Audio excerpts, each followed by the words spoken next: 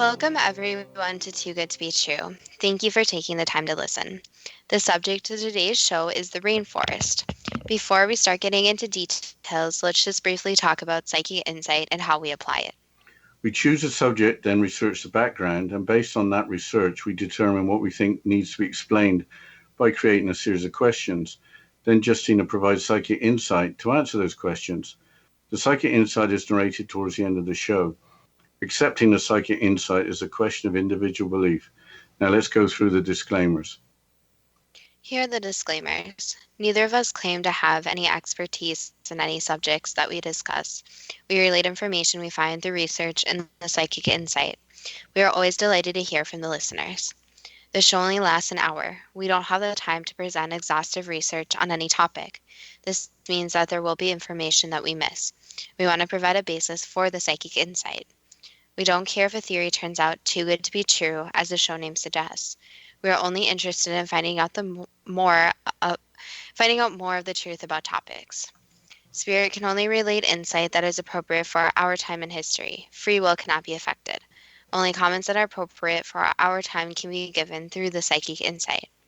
Much of the subject matter in shows may have already been covered many times in other media.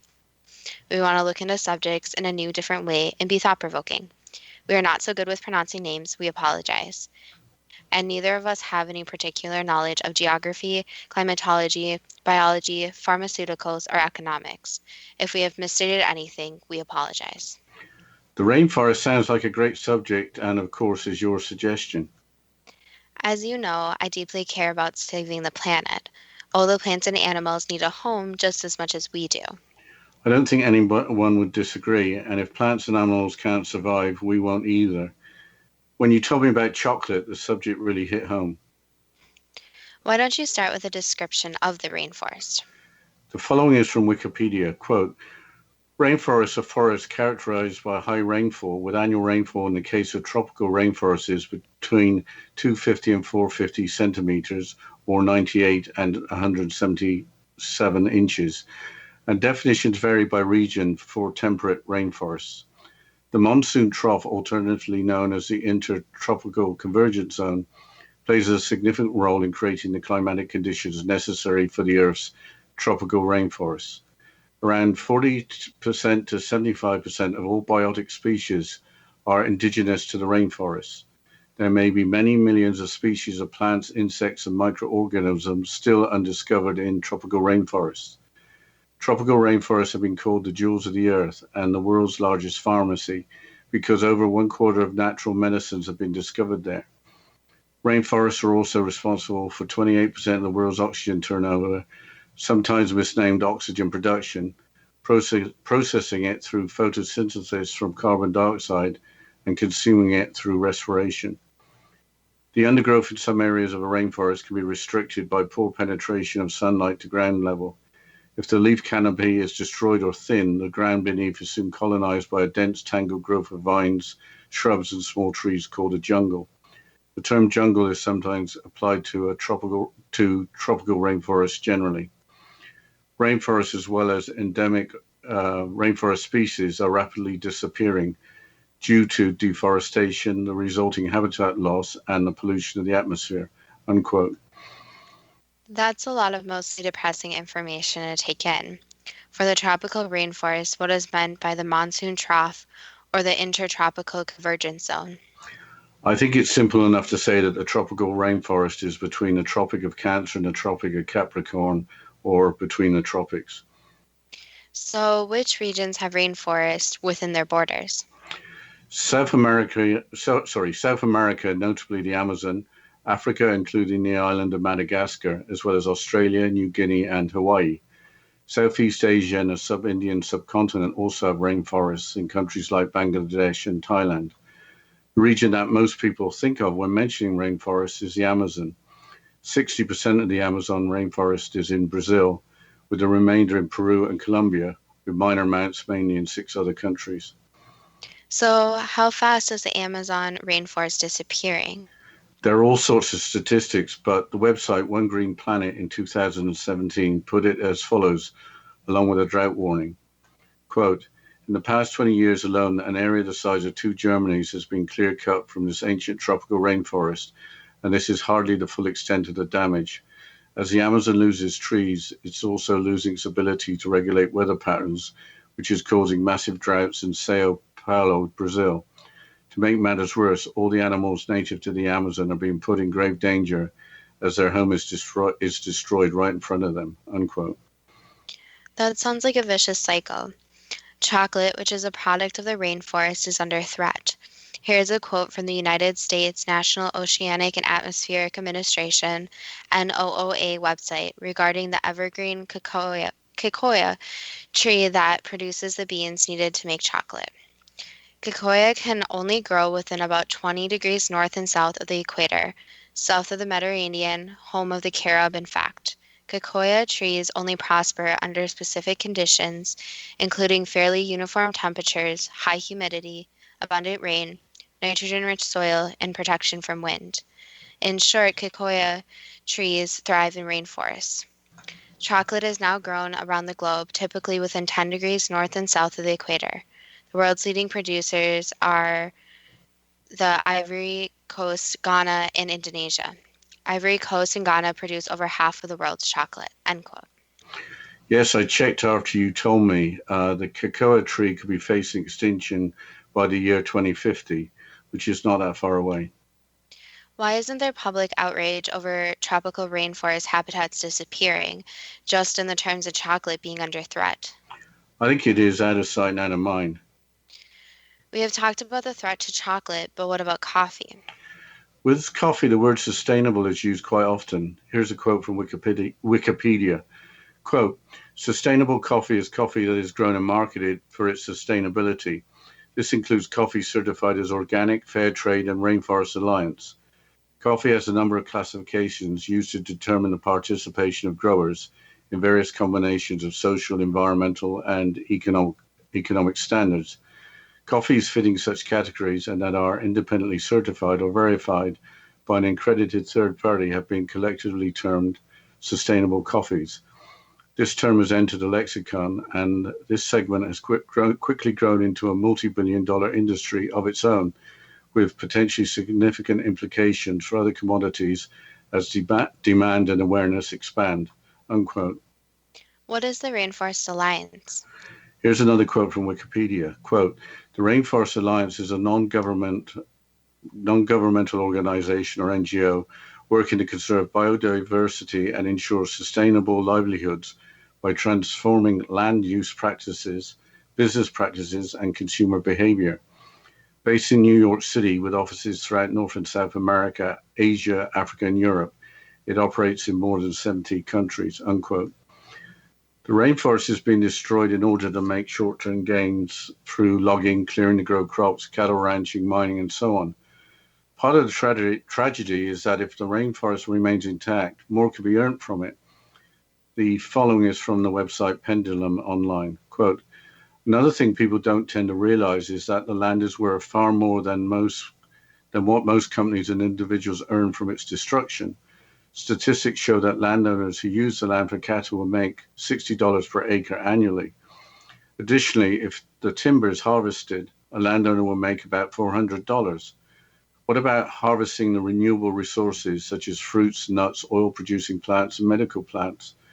Well, statistics report if these resources are harvested and the rainforest is not damaged, landowners stand to see a return of approximately $2,400 per acre yearly, unquote.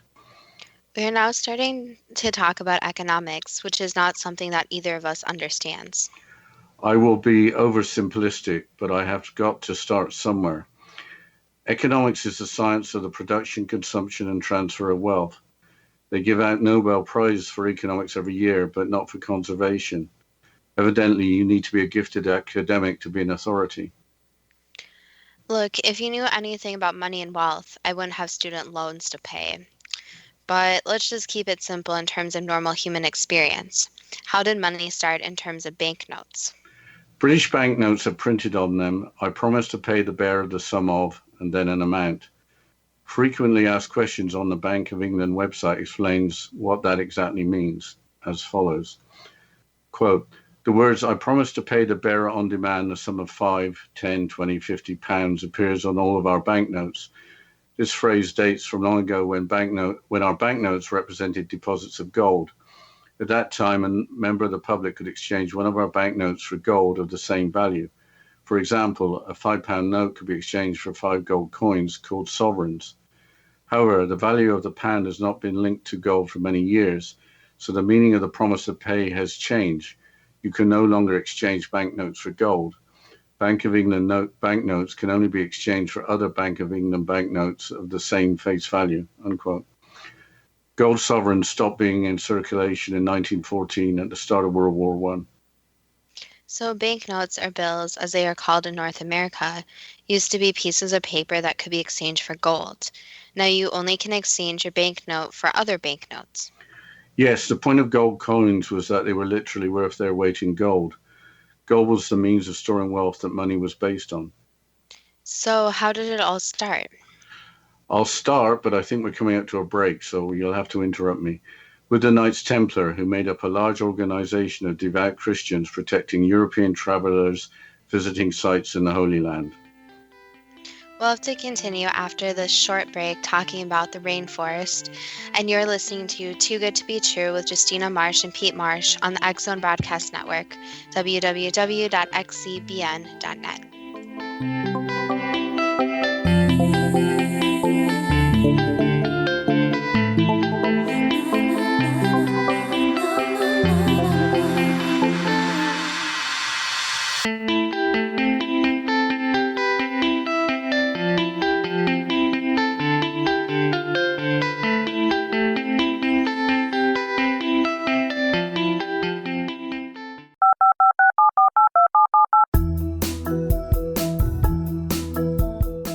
Did you know that when you're on the road with limited data or Wi-Fi, you can still listen to the X Zone Radio Show with Rob McConnell, The Science of Magic with Gwilda Wiyaka, X-1, Dimension X, Space Patrol, and every minute of the X Zone Broadcast Network by calling 213-401-0080, courtesy of Audio Now.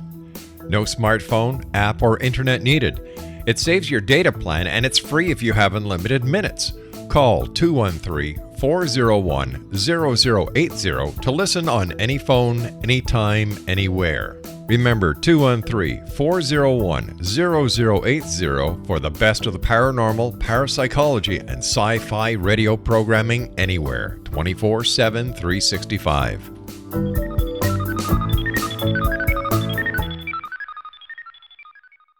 You have heard of the X Zone? Now watch it on Simul TV. Plus 500 video games, live TV channels, free video on demand, worldwide, and more. Does this sound like tomorrow's television? Well, it is, but you can have it today, right now. It is Simul TV. Simul TV offers what the others only wish they could provide. 15 exclusive channels like X Zone, sci-fi, and horror. We are worldwide. No other provider offers that. 500 built-in video games. No need to have an extra expensive system. We have them included. Free video on demand. Live streaming events from around the world. Interactive online network, and much more. Tomorrow's TV today. Simul TV. Sound too good to be true? Well, it's not. You can have Simul TV today. Sign up at simultv.com. Do it today.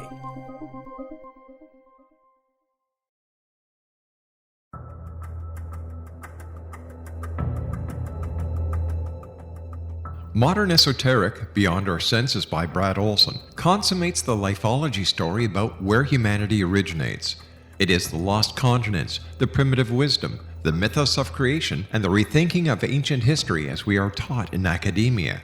There is much more to the story than what we have been told.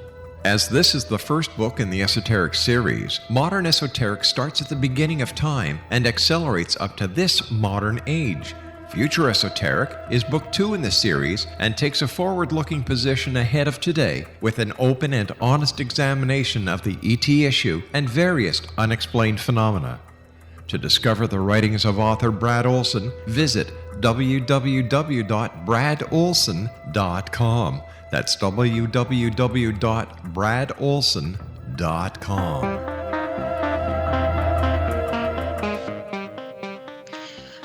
back to Too Good to Be True. And before the break, we were discussing the rainforest and we're discussing the money system and how money was originally based on gold.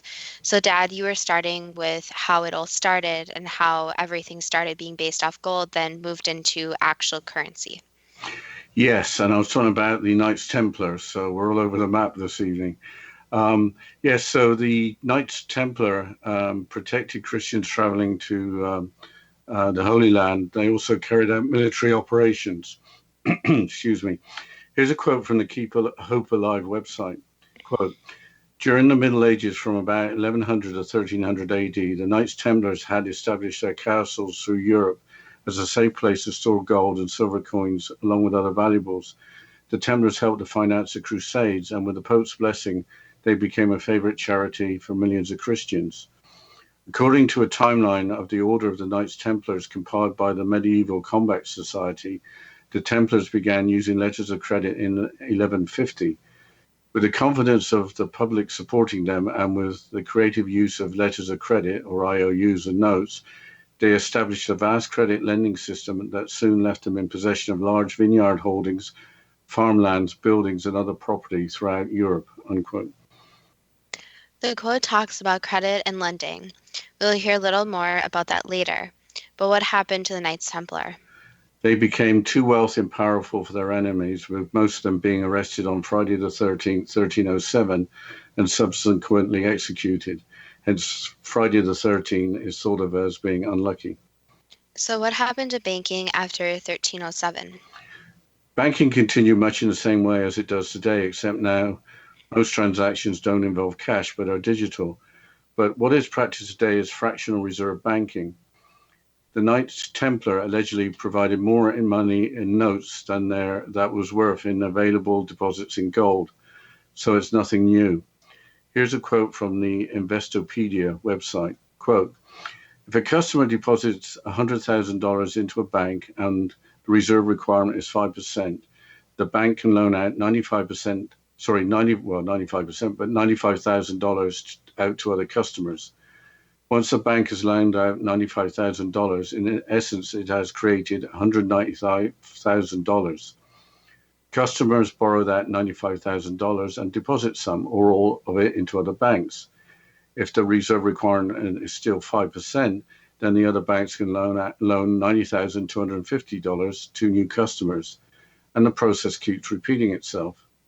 Financial crises occur when the fractional banking system breaks down and the money supply does not expand, unquote. Here's a quote from Henry Ford regarding banking in the 20th century.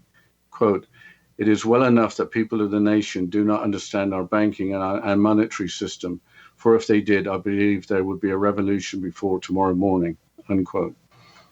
But there's still gold in bank vaults that all the money is based on? Not quite. In the United States in 1933, President Roosevelt took the dollar off the gold standard. That meant that Congress enacted a joint resolution nullifying the right of creditors to demand payment in gold. So basically, banknotes were no longer backed by gold.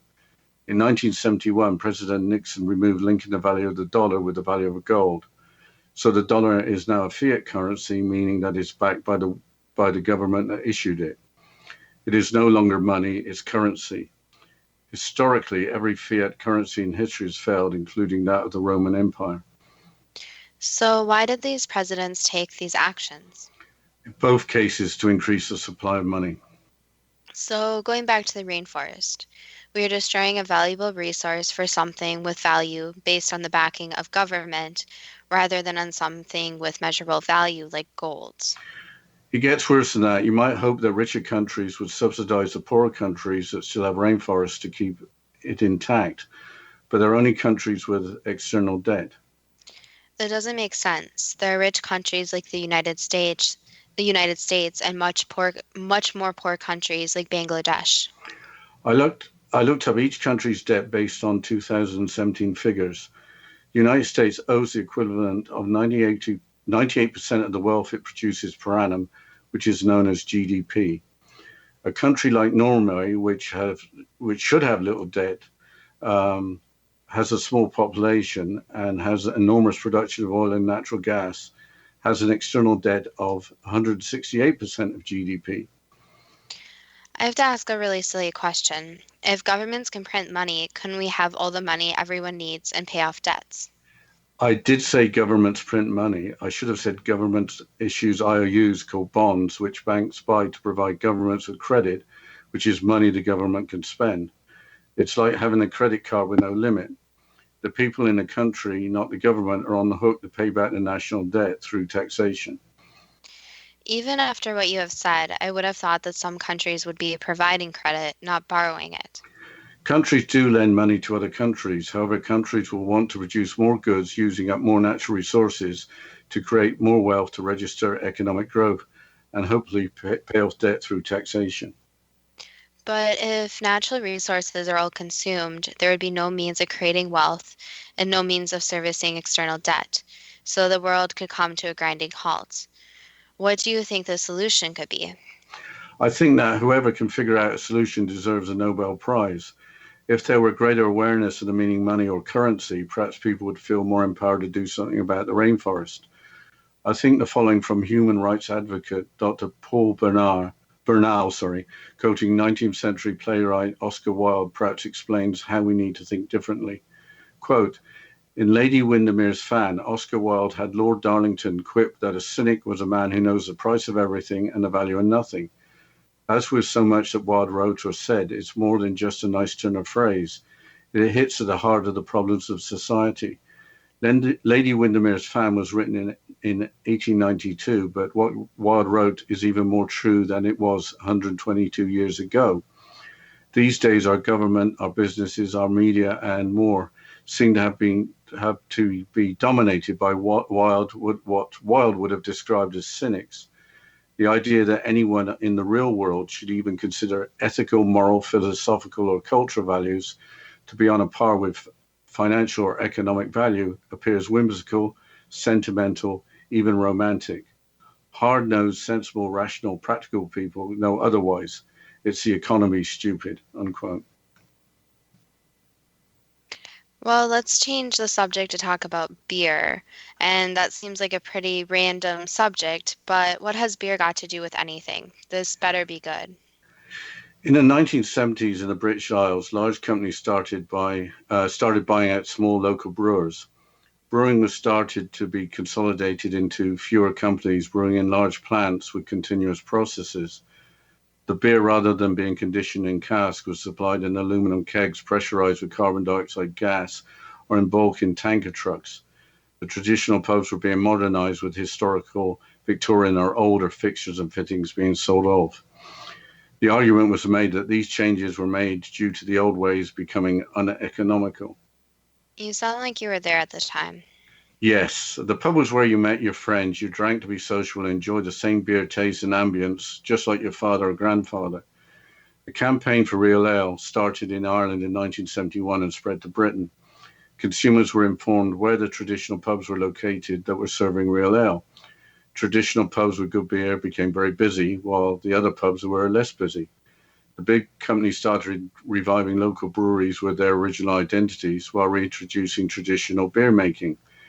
They also chased down the original fixtures and fittings for something like 10 times what they had sold them for. The traditional pub with traditional beer returned with a vengeance. The people had spoken. The brewers had to provide what the customer demanded or go out of business. So your point isn't really about beer, is it? No, it's about people causing change. The people may not know it, but the people have the power.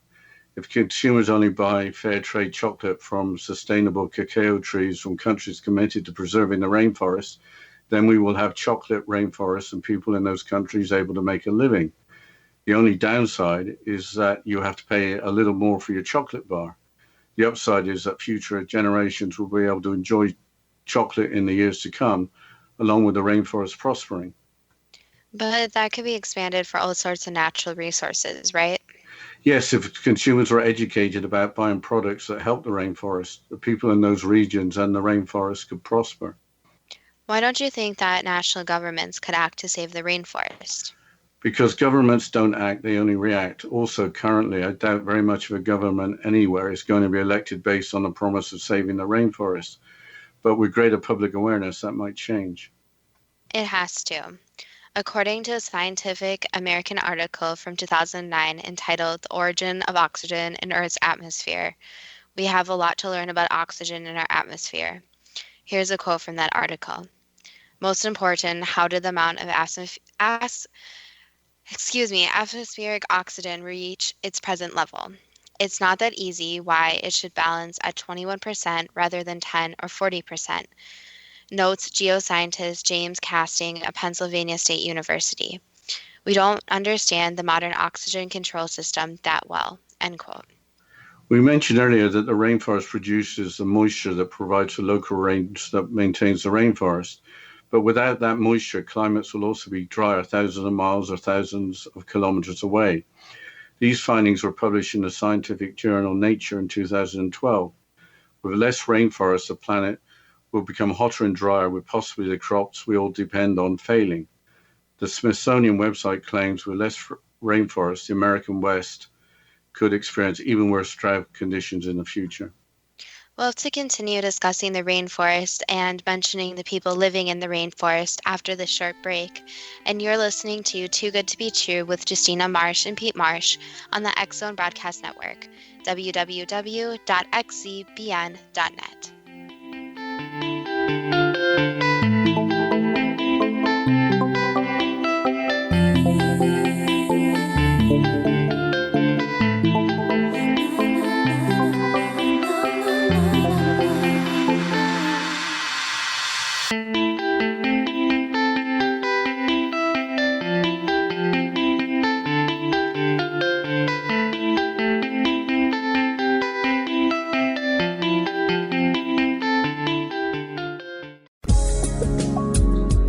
From our broadcast studios in Hamilton, Ontario, Canada, to the world and beyond, you're watching the X Zone Broadcast Network, www.xzbn.net. AVS Media Den.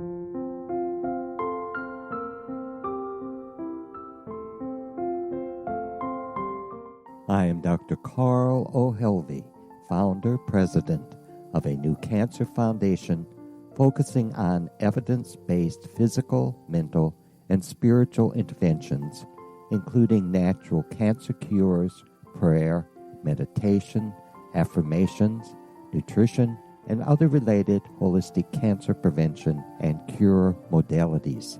These are used in cancer education, research, and financing care. I ask for your help to continue this important work by donating at www.holisticcancerfoundation.com.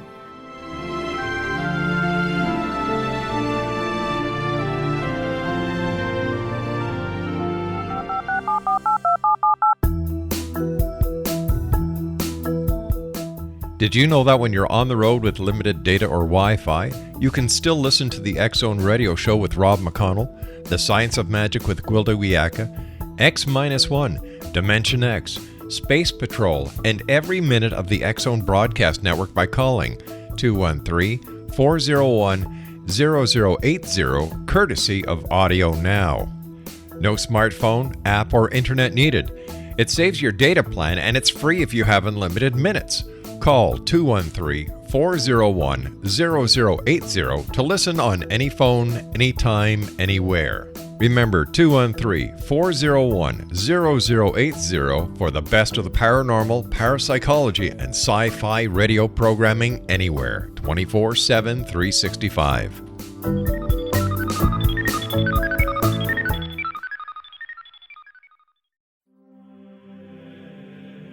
Rob McConnell here, presenting an overview for Nicholas Paul Jennings, author of a fascinating book, Amen.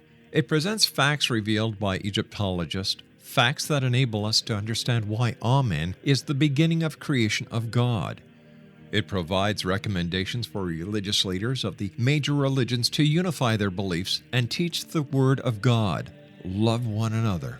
Amen informs people how mankind conceived God, It was the Egyptians that developed the concepts of a soul, a hereafter, and Son of God. And finally, after the worship of many gods, they conceived the belief in one universal God, the maker of all there is. For more information, visit www.futureofgodamen.com. That's www.futureofgodamen.com.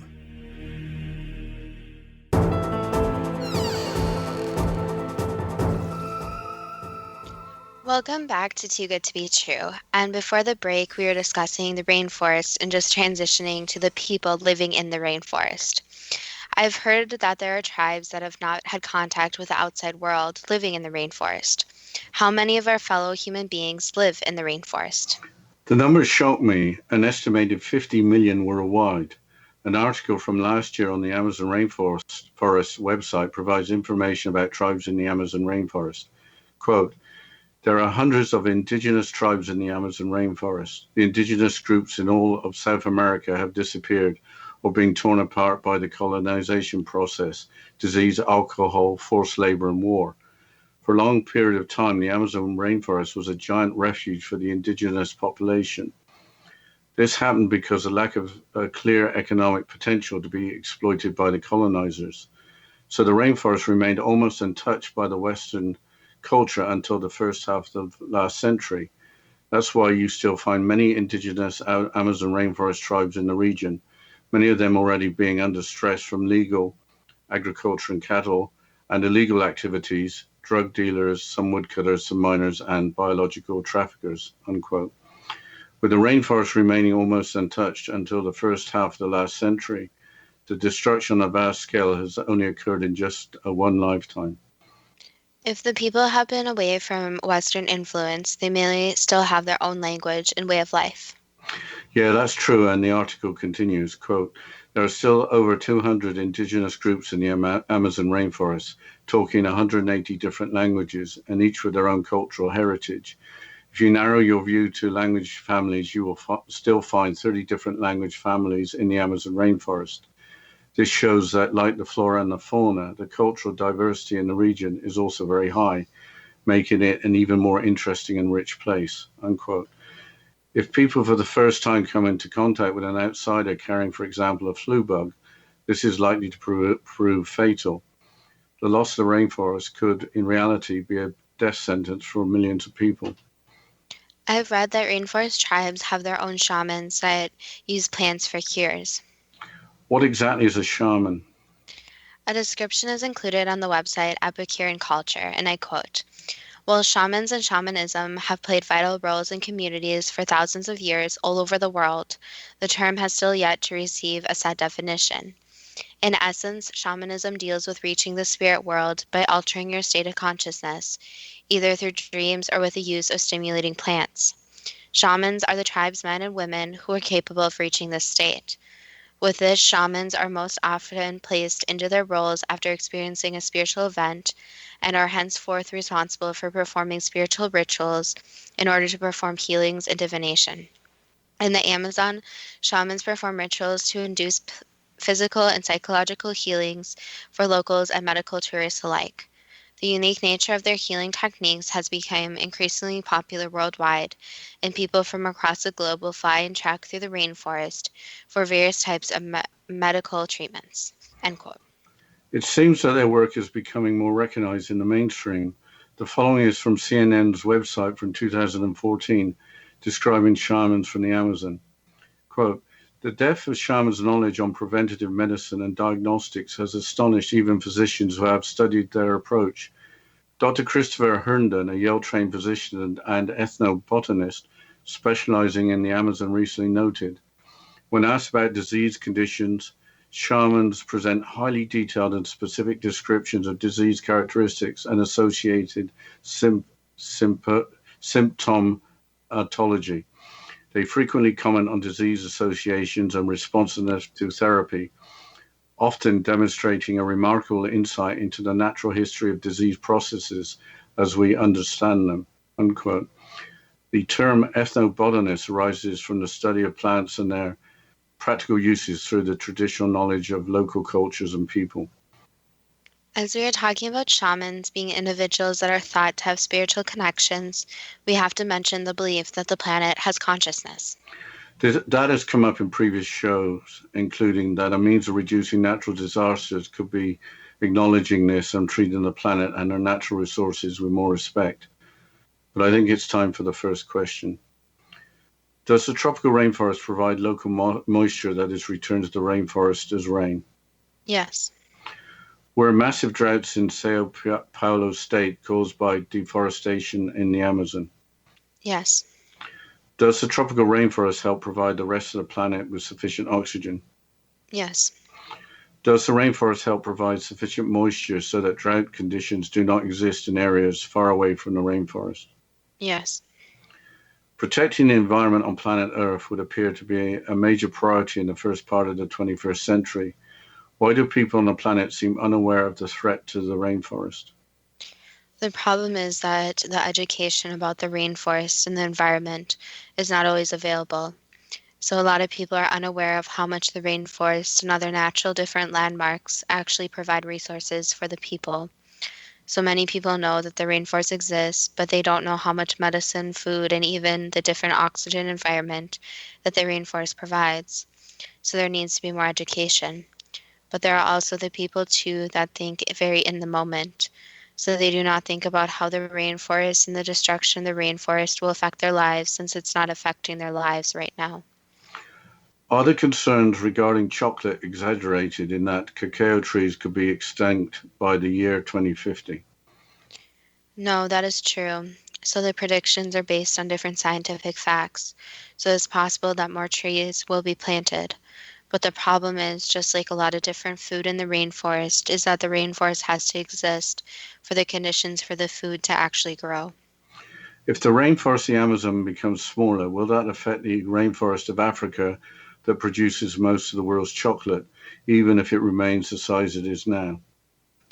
Yes, so the rainforest is obviously dwindling. And at one time, there were a lot more different rainforests and areas that you don't see anymore. So each rainforest and the destruction of each rainforest affects the next rainforest, which causes a type of domino effect. Why isn't the destruction of the rainforest used more loudly and more often? Because it's not of interest to many people.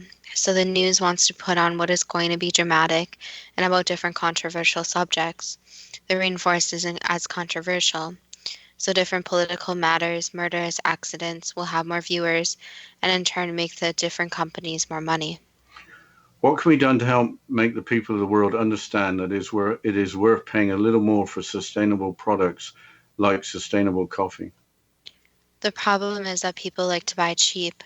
So it'd be very hard to convince people who want to find the cheapest option to actually buy more expensive coffee. But what can be done is that different families can teach their children from a younger age. So usually when someone grows up in a family that is more sustainable, more minimalistic, does not always buy the cheapest products, that actually transfers down to their kids and then their kids' kids. So it transfers down through family or friends, so there has to be some type of social influence. What could be done to create a Nobel-like prize for conservation? Basically, just a few people coming together and deciding that some type of prize or award show that gets some type of media attention and would be something very positive for the rainforest. So it would just take a few different people coming together and obviously the funding. The Knights Templar became able at banking. Was that something that just happened out of necessity, or was it a deliberate policy to create a lot of wealth? In a way, both. So there was some necessity in creating some form of money in a physical form. However, trading in the old way things were done, whereas trading products and goods, not using actual money, worked well. So there can be a combination of both of them. But the problem lies when the money is in the hands where it is not distributed evenly and not going towards causes that are the intention of the people. Did the Knights Templar practice fractional reserve banking? Yes, So more money than the golden reserves was issued. correct. Is Friday the 13th an unlucky day? So it's a very superstitious day, but not really. So it's more if it's what people believe in. And the thing with Friday the 13th really depends on a lot of factors if it would actually be an unlucky day. What did Henry Ford understand that the rest of the country didn't when he made his famous quote about the banking system? Basically, he understood more deeply how banks work, and instead of just having this idea of money, he tried to understand money and the whole system of money more. So he's kind of like economicists who go in and evaluate the banking system and evaluate the actual structure of the banking system. Will fractional reserve banking always be in crisis if the money supply doesn't expand? Yes, especially in regards to the uneven distribution of wealth. So when wealth isn't distributed evenly, that causes a very unsteady flow of money and issues within the system. What would have happened if the United States had remained on the gold standard from 1933? The money system would have been very different. So some well-known families wouldn't have had money like they do today. And there would be more understanding of the banking system when there's physical gold to back up the money instead of money just being printed and really nothing coming out of it. What would have happened in 1971 if the United States had not continued valuing the dollar based on the price of gold? Basically, the whole system would just be different today, and the money would be distributed differently. So if things would have been different, there would have been more trading for services. For example, giving one person a chicken while you give them a cup of sugar type of deal. So the issue is that before the dollar was actually introduced, there was more of this value placed on items and objects instead of actual monetary value. So we're talking about bartering. Yes. We'll have to continue with the questions and the psychic insight about the rainforest after this short break. And you're listening to Too Good to Be True with Justina Marsh and Pete Marsh on the X Zone Broadcast Network, www.xzbn.net.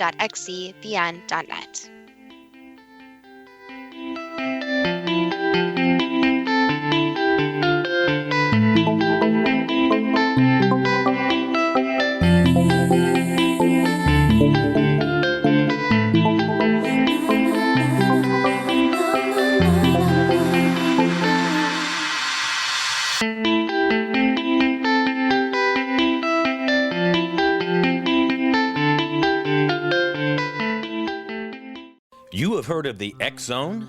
Now watch it on Simul TV, plus 500 video games, live TV channels, free video on demand, worldwide, and more. Does this sound like tomorrow's television? Well, it is, but you can have it today, right now. It is Simul TV. Simul TV offers what the others only wish they could provide. 15 exclusive channels like X Zone, sci-fi, and horror. We are worldwide. No other provider offers that. 500 built-in video games. No need to have an extra expensive system. We have them included. Free video on demand. Live streaming events from around the world. Interactive online network, and much more. Tomorrow's TV today. Simul TV. Sound too good to be true? Well, it's not. You can have Simul TV today. Sign up at simultv.com. Do it today. The new nonfiction book, Razor of Madness, is similar to cult movies like Clockwork Orange, Dragon's Tattoo, or The Other Side of Hell. Wayne Morin Jr. and Thomas Lee Howe will expose widespread and systematic deficiencies in this thought-provoking tell-all novel. Mind control rages among scholars in law schools. Human rights are ignored while thought reform and mental manipulation are accepted practices used as behavior modification. Dr. Louis Jolyon West comes to mind. Media and public scrutiny shows that United States mental hospitals are in fact destructive murder industries. Razor of Madness expose novel details this epidemic through an in-depth professional and personal investigation. For decades, there has been a revolving door policy that still releases killers and pedophiles back into society. The maestro of mind control continues to haunt America to this very day. Razor of Madness is available in paperback or as a downloadable ebook at Amazon.com. I'm William S. Peckham. If you enjoy a good mystery with a touch of the paranormal, then you'll love my novel, From Out of the Woodwork. It's the story of a young Toronto contractor, Sean Kennedy, who buys derelict homes, guts them, and turns them into multifamily dwellings. Slums just waiting to happen. When Sean buys 29 Livery Lane, the house fights back. Former owners unexpectedly come out of the woodwork as he starts the destruction. The apparitions come to him when he touches old books, reads hidden letters, rummages through old boxes, finds a locket, or reads a discovered manuscript of a murder mystery. From Out of the Woodwork will take you from 1899 to the horror of the World Trade Center, September 11, 2001. Check out From Out of the Woodwork on my website, www.williamspeckham.com.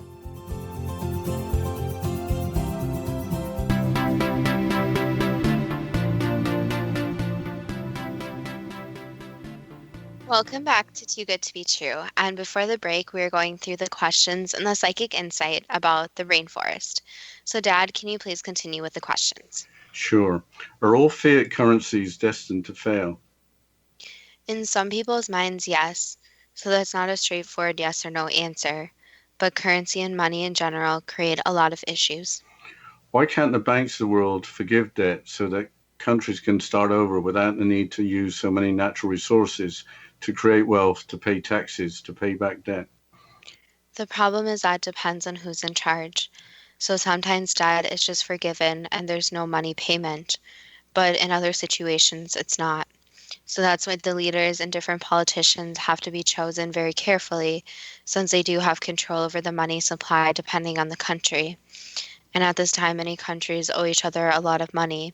And that brings up the question of how the repayment would be done. So it brings up the question whether resources would be used or will just be forgiven. And in regards to the rainforest, using the rainforest as monetary value and paying back debt is not very smart, since it's only limiting the resources for that country, but for the entire world. How can the world change such that ethical, moral, philosophical, or cultural values are on a par with economic values? It goes back to education and social norms.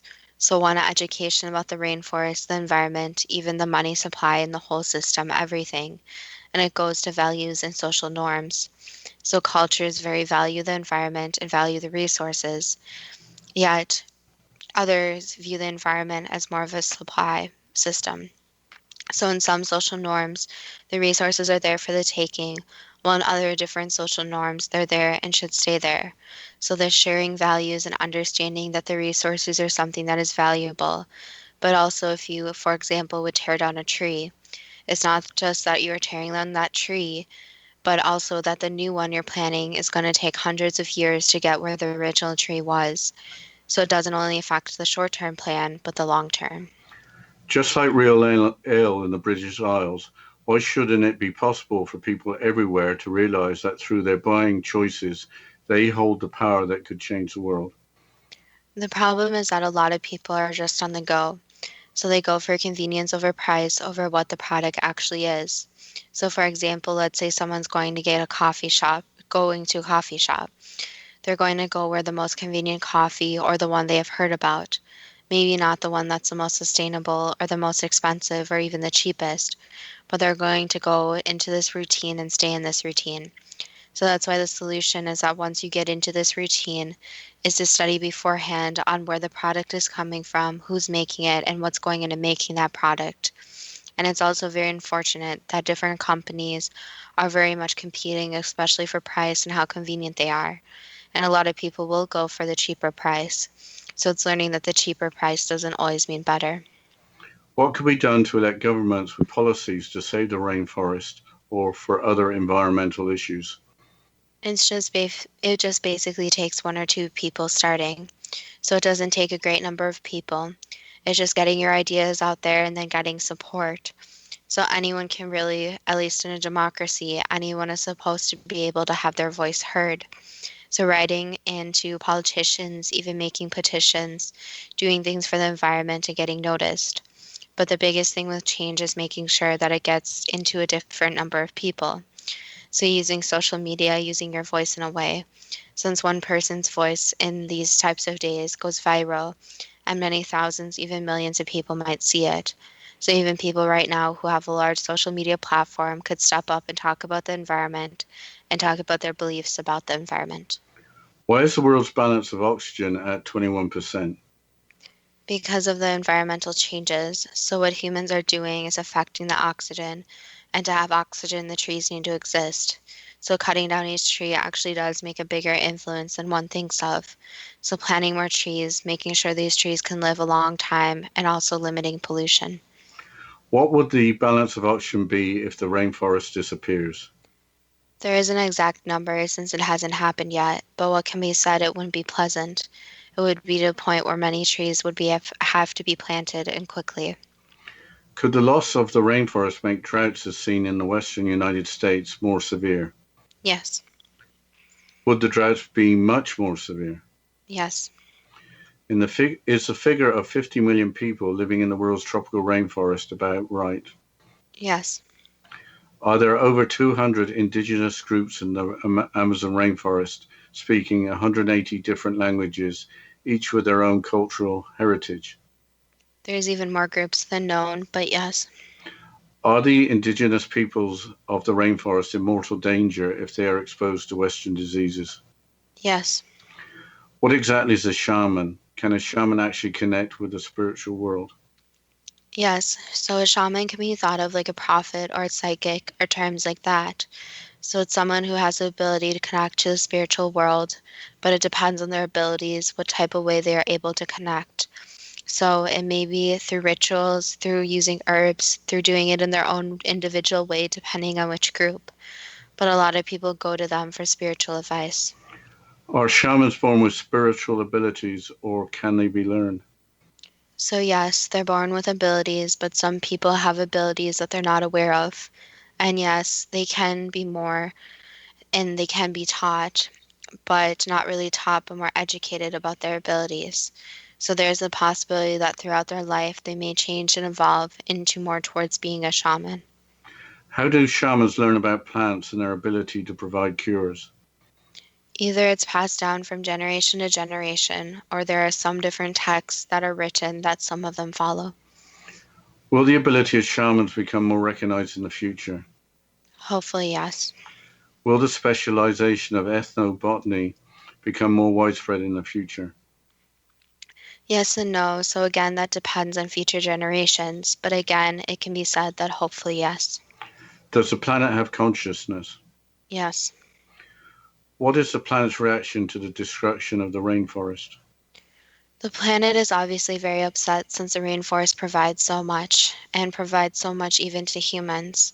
So again, there needs to be this considering that even small things like taking plants out of the rainforest could cause something much more. So giving back to the planet and respecting the planet is important.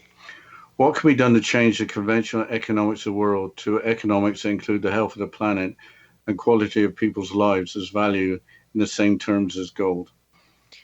It would just have to be changes in society again.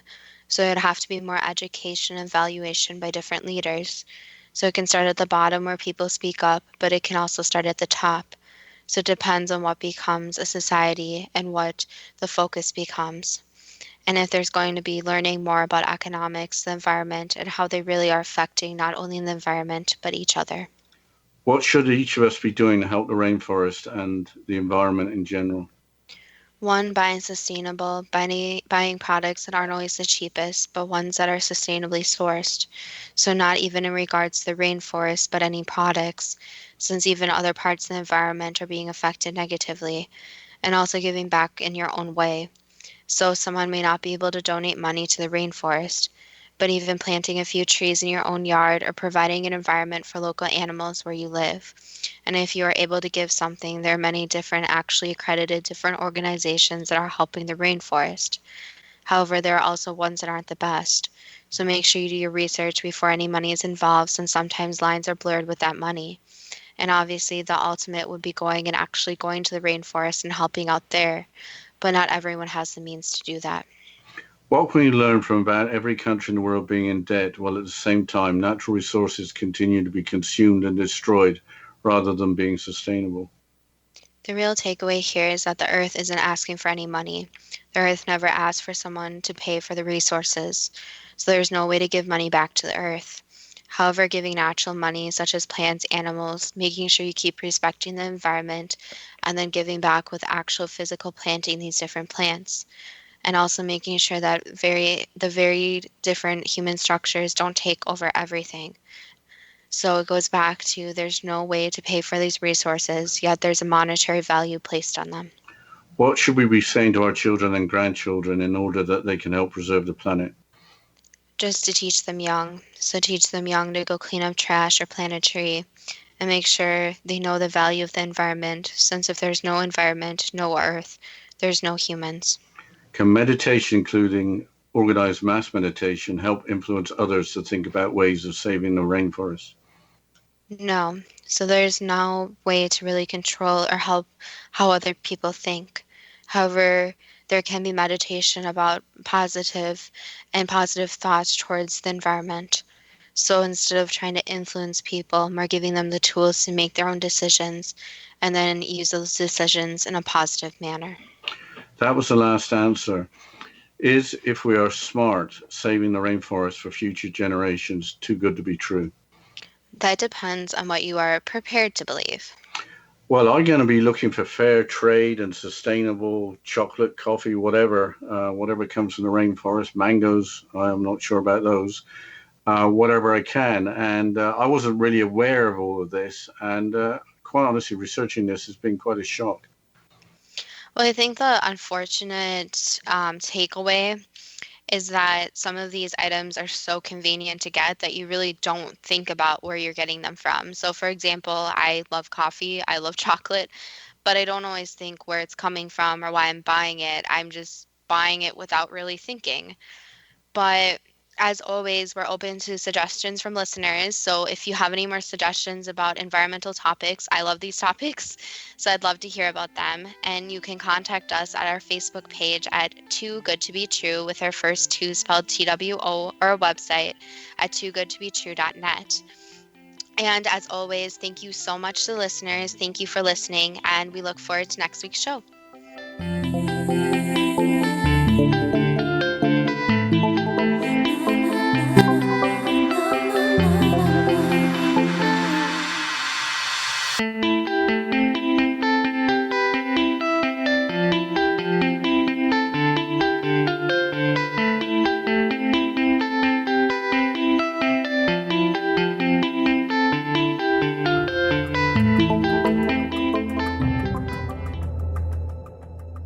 Modern Esoteric, Beyond Our Senses by Brad Olson, consummates the lifeology story about where humanity originates.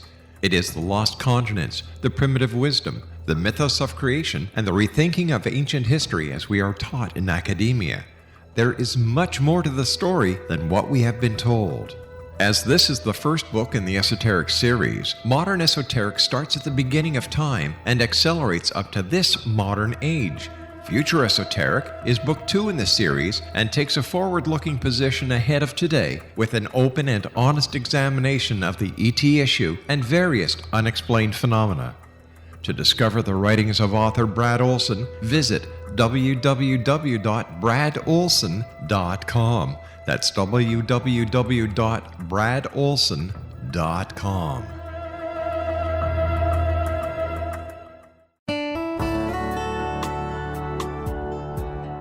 Are you or is someone you know struggling with addictions, depression, anxiety, relationships, low self-esteem, lack of confidence, grief, success, and prosperity? Do you know that your subconscious belief plays a big role in the outcome of your hard work? We can help you permanently change the beliefs that may be the reason for your struggles and failures. We care about getting you the return on your investment and the results you are looking for. We can help you be free of the limitations of your past and in realizing your highest potential. We work with people by phone and Skype. For more information, visit us at www.ritasoman.com. That's www.ritasoman.com.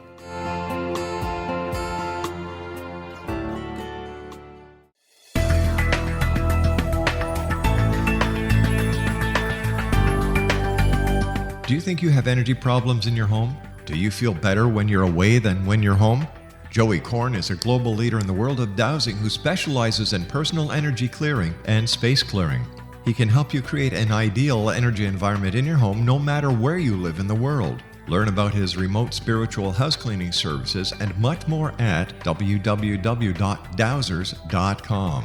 You can get Joey's book, Dowsing, A Path to Enlightenment, as well as other dowsing books and tools, Kabbalah books, and Walter Russell books. Joey's work is really amazing.